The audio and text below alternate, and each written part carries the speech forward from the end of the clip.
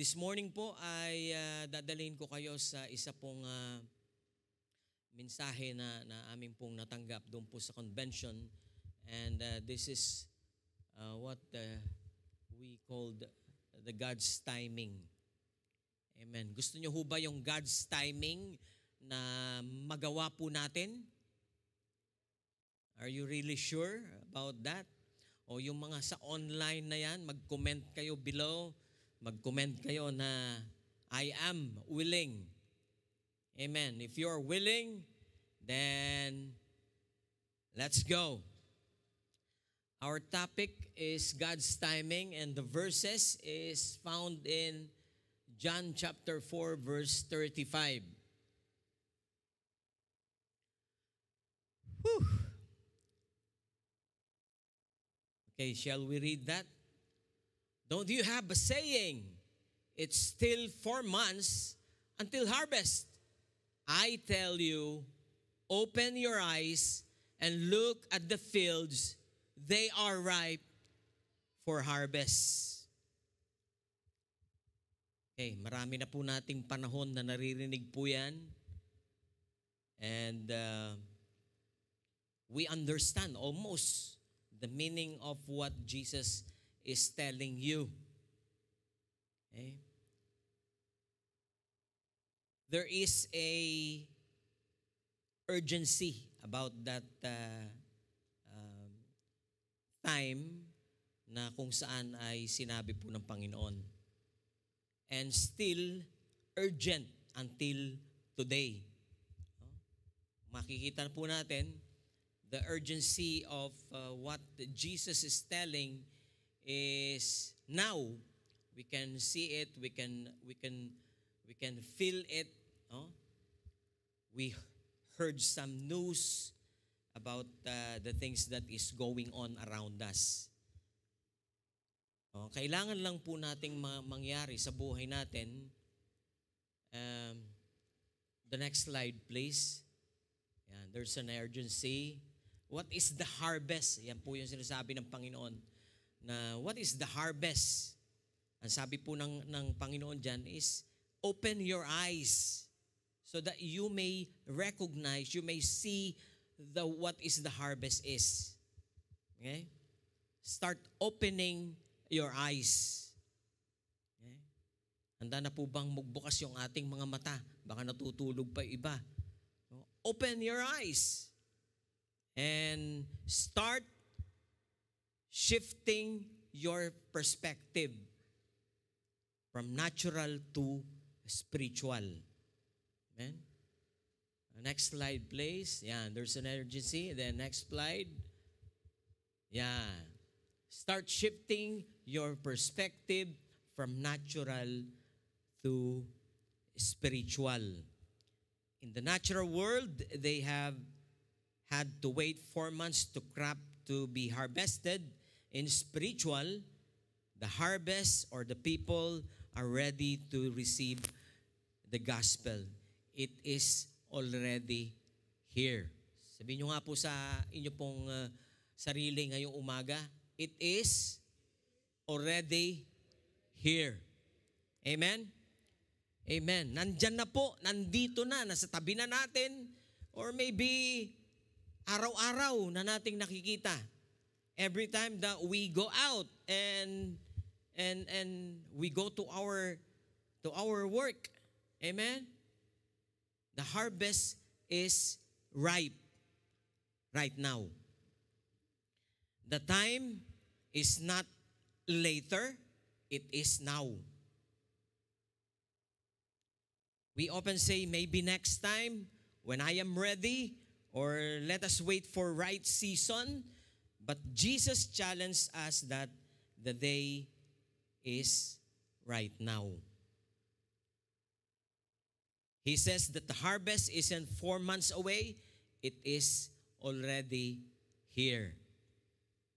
Don't wait to witness, don't wait to pray, don't wait to act. Kasi po yung iba, nagwe-wait pa o naghihintay pa. Okay? Just do it right now. Amen? All people around us are ready. Ready for harvest. This is what the reason why we always coming unto the Lord. Why we are worshiping the Lord. Amen? We are asking Him to really help us. Amen? At matagal na po yung tulong na yan, binigay na sa atin. The Holy Spirit is already sent to us. Amen? All we have to do is just to wake up. And the next one is to open our eyes. To open our eyes, the world we live in today is in great need of a Savior. Amen? Open our eyes. Baka yung iniisip lang natin, Panginoon, buksan mo po ang aking mga mata. And then the Lord opened it already to you. This is symbolic verses. Jesus wanted them to see the crowds approaching and recognize that now is the time to minister, to evangelize, to share God's word. Okay? Just open your eyes. Don't wait.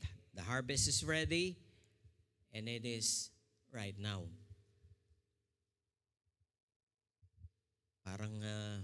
Parang yung iba, ewan ko kung nakikinig nga o talagang nagsisimula ng hele-helehen yung kanyang mga mata. We live in a world of full brokenness. Confusion, spiritual hunger, people are searching for truth, identity and purpose, and so on. Yan po yung mga nasa paligid natin. If you will just be sensitive. Amen? Don't get distracted by any of these things. The politics now is happening in our country. Amen? Dami-dami. Nakikisalo yung mga Kristiyano doon. Yan. They also needed a Savior. And then the next one is the economic stability. Maybe your economic is going low. Don't get distracted by that also.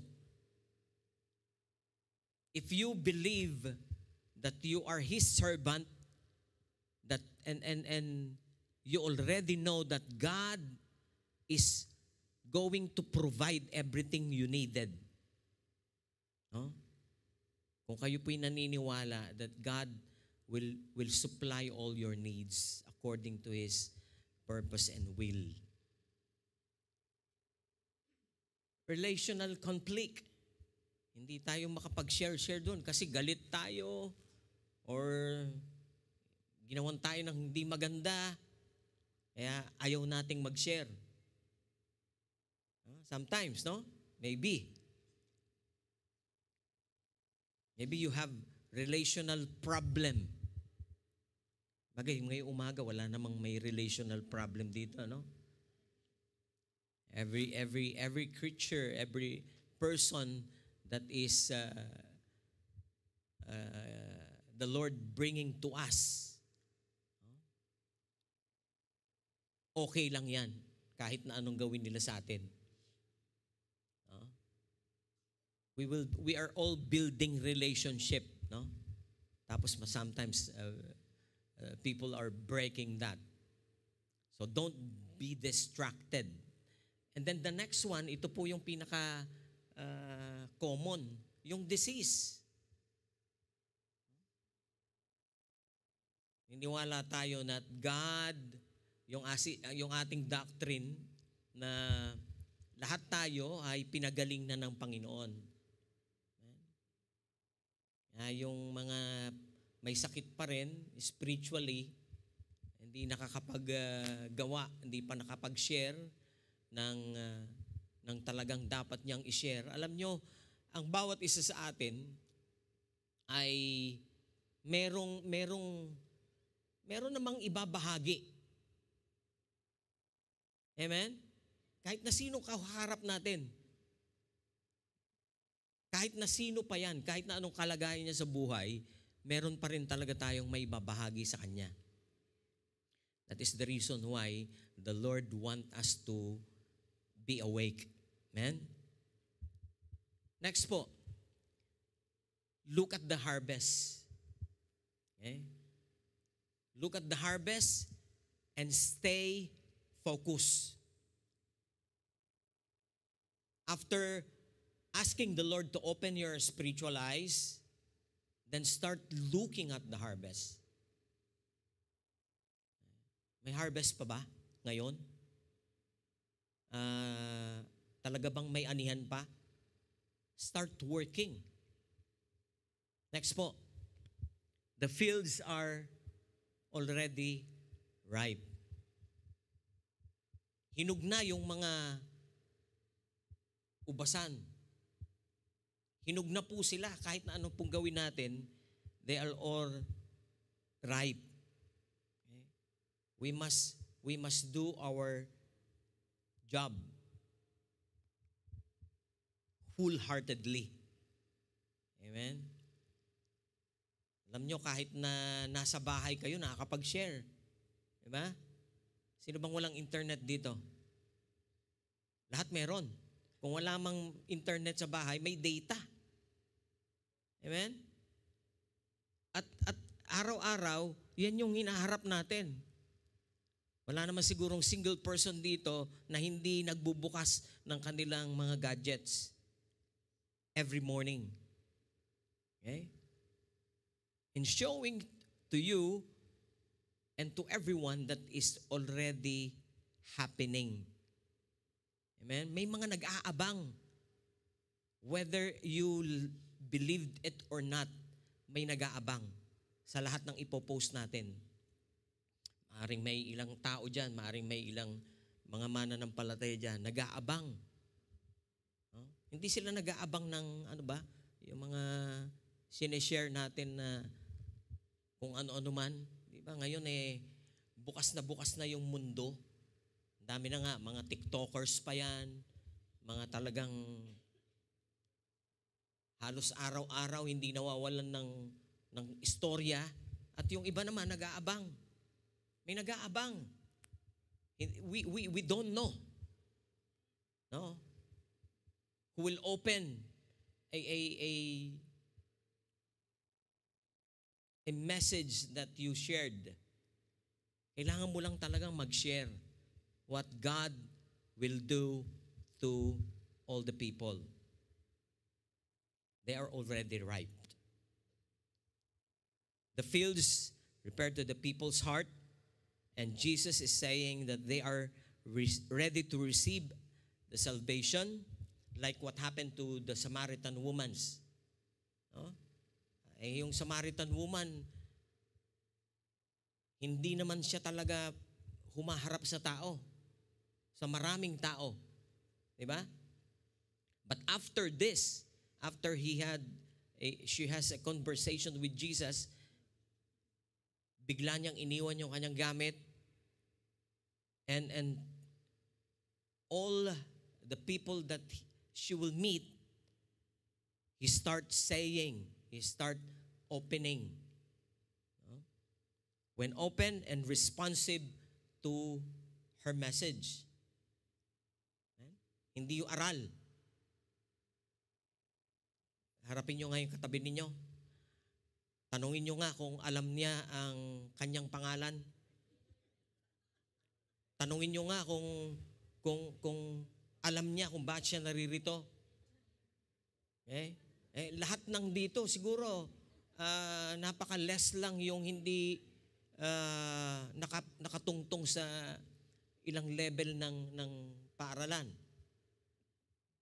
No? Wala naman siguro ditong hindi nakapag-aral. So lahat ng kaharap natin talagang may kakayanan. Sabihin nyo nga po, may kakayanan. Amen? In Matthew 37, then He said to His disciples, mga disciples po niya, sino ba yung disciples ng Panginoon ngayon? The harvest is plentiful, but the workers are few. Is this right? Ito ba yung totoo pa rin hanggang sa panahon na ito? The harvest is plentiful, but the workers are still few. Bakit niya sinasabi ito? Or maybe that is before. And now, it's not. The workers are plentiful. Baligtad na. And that includes you. Amen? So, huwag kayong maapektuhan, sabi niya, sa anumang nangyayari sa paligid ninyo. The workers should be plenty in these last days. And at sinasabi dito, no other than you. Okay? Magagaling tayong mga mananampalataya ng Panginoon. We have. Maring yung iba, takot lang, pero they still have.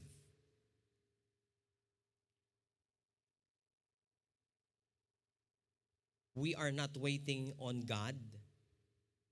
He's waiting on us. Okay? Hindi po naghihintay ang Diyos. Hindi po nag-aabang ang Panginoon. He's waiting on us. God didn't call you to be a spectator. He called you to be harvester. So ngayong umaga po, God is convincing you and me to be an harvester. It is about time. All we have to do is get your shekels and go to the field. Every morning, God is giving you a big chance to say to the world that the world needed the Lord. Every time you go to your place, to your room, to your work, everyone is waiting for you to start, to say something. Mahirap ba ho yan? Dali lang.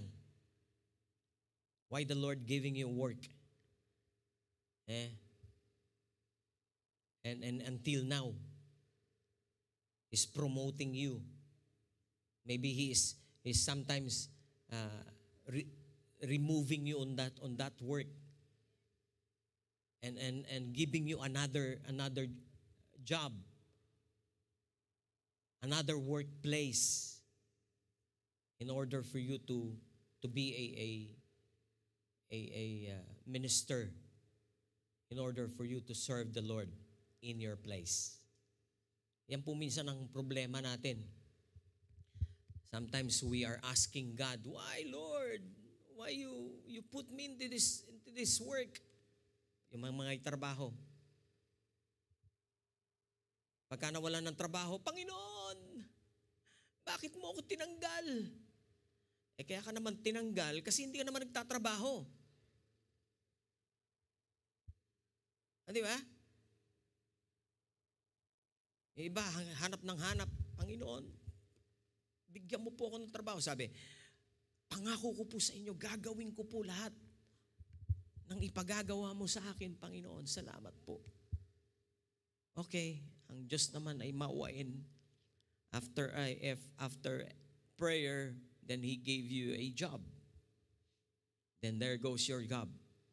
Then nung nandyan na tayo sa job, ang dami nang iniintindi. Ang dami nang dapat mauna. No? Hindi isang hi, hello, Jesus loves you. Hindi mo naman nasabi. Siguro wala naman tao dito na, no? Lahat tayo nasasabi yon sa ating mga kukumpanya, sa ating company. You needed Jesus. Jesus loved you. He will heal your brokenness. Yung mga born again po, kilalang kilala yan. We are praying a generation. Kaya nga nilalapitan tayo ng mga hindi natin kakilala or mga kilala natin. Sabihin, pwede pa pag-pray mo ako? Asang-asa sila doon. Tiwalang-tiwala talaga sila doon. Tayo naman, napakagaling natin. Okay, sige, ano bang problema mo? Share mo sa akin. Okay, share. Pag-pray natin yan. Sige, nag-pray na tayo. Then after praying, wala na tayong connection doon sa tao. Yung mga prayer request natin, ang dami-dami nating prayer request. May mga connection pa rin ba ang mga naglagay doon sa kanilang pinagpe-pray? Connect. Naniniwala ka na sasagutin ng Panginoon ang prayer mo. Well, connect to that person. Continue to ask Him what is happening to his life. Evangelism, nung matagal na nating naririnig nito, evangelism is now, not later. Amen? We often think people aren't ready, but Jesus says many are, they call to act. See with our spiritual eyes. Don't judge outward appearance or background. God can be working in unseen way. Everyone is included. This time includes even all, showing that the gospel is for all the nation. There is a holy urgency. Amen? Merong holy urgency that you needed to respond.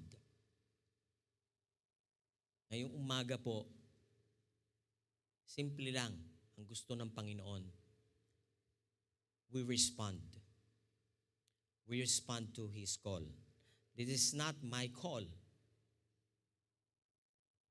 Amen? Itong John 4:35, it is not my call. It is God's call for everyone. He's speaking to you and me at this very hour.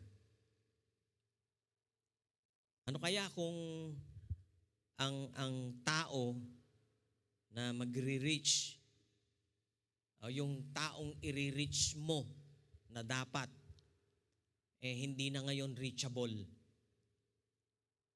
Ano kaya gagawin natin? Yung nasa huli pagsisisi. No? Ang daming nangyayari sa ating paligid, and we're not prepared about what is going on. Sometimes, one day he's with you, and then the other day is not. So he is asking you, what if today is their moment, and you're not a God's messenger? This is not the time for delay. So we will be open our hearts and time for courage and compassion and action. This is what losing in our generation, the compassion for the soul. Still the same po. Open our eyes, the harvest is open and ripe.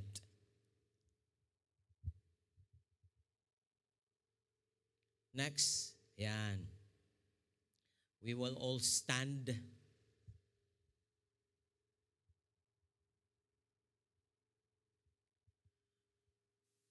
And let us keep on saying to ourselves that the time is now. Okay? Shall we all stand?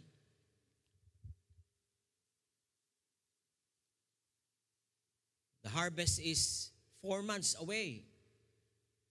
But he said, it is here.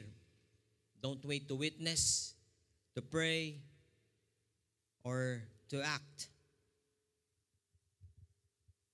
If the Lord is saying the time is now, all servant of the living God, all disciples of God will say yes. Hindi po natin inaawit lang yung yes, yes Lord, yes Lord. But we will act. The reason po ay why at this hour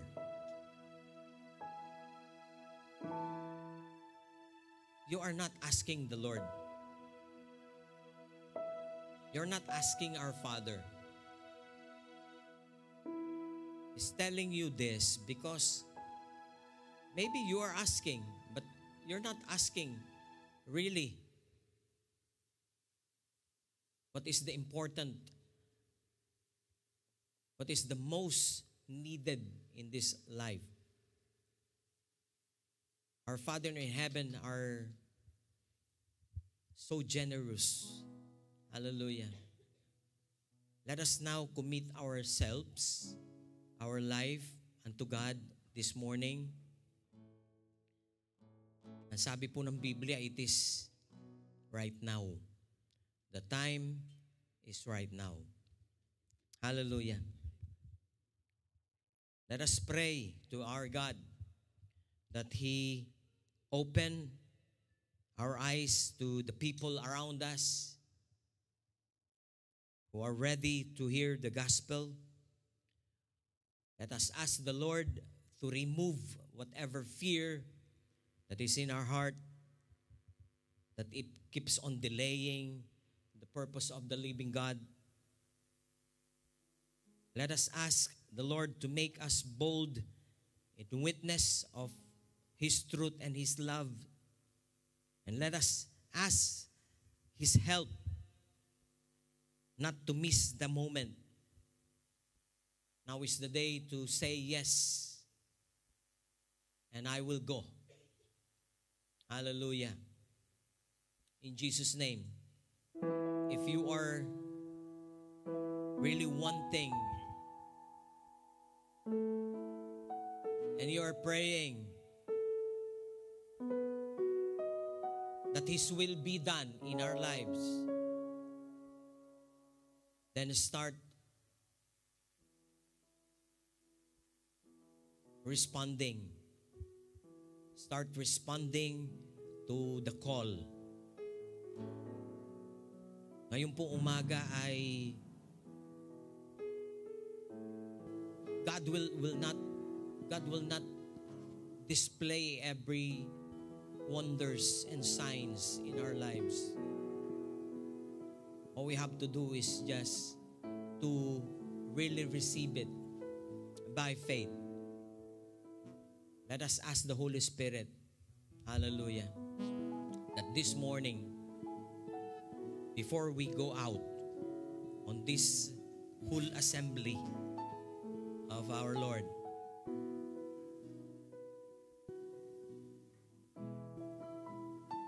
bukas nawa ng Panginoon ang ating mga spiritual na pangunawa. The harvest is really ripe for us to be harvested. Hallelujah. Hallelujah, Lord Jesus. Praise you, Jesus. Hallelujah. Hallelujah, Lord God. Hallelujah, Lord Jesus. You are worthy, you are worthy, you are worthy. You are holy, you are holy, you are holy. Hallelujah. Everything that is within us, we will praise you, Lord. We will keep on praising you, Jesus. Use every one of us according to your purpose, according to your will. Hallelujah. And may we enjoy your presence in our lives, Panginoon, every day. Hallelujah. You wake us up, Panginoon. You give us a brand new day, Panginoon, to face. Lord God, Panginoon, matuto kaming harapin ito ng may kagalakan, Panginoon, sa aming buhay. O Diyos, sa pagbibigay mo sa amin ng panibagong araw, panibagong sigla, Panginoon. Patuloy naming hinihiling sa iyo sa pangalan ng Panginoong Hesus ang iyong pagsama sa bawat isa sa amin, ang pangunguna ng banal na Espiritu sa buhay namin, Panginoon. Hallelujah. Patuloy pong magamit ang bawat isa sa amin. O Diyos, mabuksan ang aming mga spiritual na pangunawa at makita namin, Panginoon, ang lahat ng ubasan na ito. They are ready. Hallelujah. They are waiting for every servant of you that will come out to say to them, Lord God, to bring out to us the salvation of Jesus that we are carrying. Lord, salamat po, Panginoon, kasangkapanin mo ang bawat isa sa amin at sa tulong mo, Panginoong Hesus, sa banal na Espiritu na mangunguna sa bawat isa. Hallelujah. Hallelujah, Lord Jesus. We are ready, Lord God. We are ready to say to you, we will go. Hallelujah. Supply the needs of your people, Lord God. Sa lahat ng walang trabaho, Panginoon, pagkatiwala mo po ang trabahong ito sa kanila that would bring you glory, Lord God. Lord Jesus, salamat po. At totoo pong magawa namin ng naayon sa kalooban mo ang lahat ng ipinagsasabi mo at pinag-uutos mo, Panginoon. And this is all our prayers. And this is all our thanksgiving. In Jesus' name, amen and amen. Hallelujah.